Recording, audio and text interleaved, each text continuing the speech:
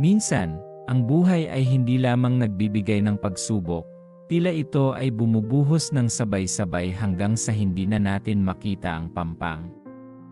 Normal lang na makaramdam ng pagod. Normal lang na itanong kung hanggang kailan pa. Ngunit sa gitna ng iyong paghikbi, tandaan mong may isang nakikinig na hindi ka husgahan sa iyong panghihina.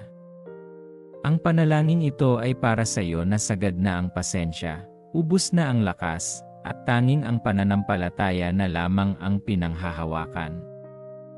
Manalangin tayo. Mahal na Panginoon, narito ako sa iyong harapan, hubad ang puso at walang maitatagong sakit. Hindi ko na po kayang magpanggap na malakas ako. Ang bigat na dinadala ko ay tila hindi ko na kayang hakbangin papatungo sa bukas. Sa bawat pagpikit ng aking mga mata, tanging kalituhan at takot ang aking nakikita. Espiritu Santo, halina. Dumaloy ka sa bawat bahagi ng aking pagkatao na sugatan.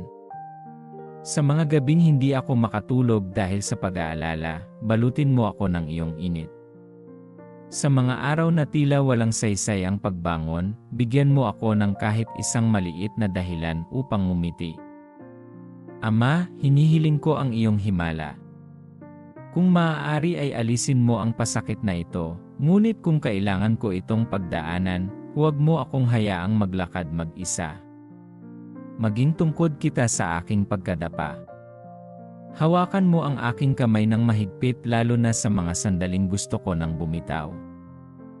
Linisin mo ang aking isipan sa mga boses ng kawalan ng pag-asa. Ipaalala mo sa akin na ang aking halaga ay hindi nasusukat sa aking mga kabiguan o sa tindi ng aking problema, kundi sa laki ng iyong pagmamahal sa akin. Patawarin mo ako sa aking mga pag-aalinlangan. Ipanunumbalik ko sa iyo ang lahat ng kontrol.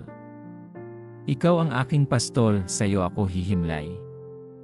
Naniniwala ako na ang bagyong ito ay may katapusan, at sa dulo nito, lalabas akong mas matatag, mas matalino, at mas malapit sa iyo, sa pangalan ni Jesus, na nakaranas din ng hirap para sa amin. Amen. Kung naantig ng panalangin ito ang iyong puso ngayon, magkomento ng salamat, Panginoon. At huwag kalimutang mag-like, mag-share, at mag-subscribe sa channel na ito, ang iyong pang-araw-araw na lugar para sa paghihikayat at panalangin. Pagpalain ka ng Diyos.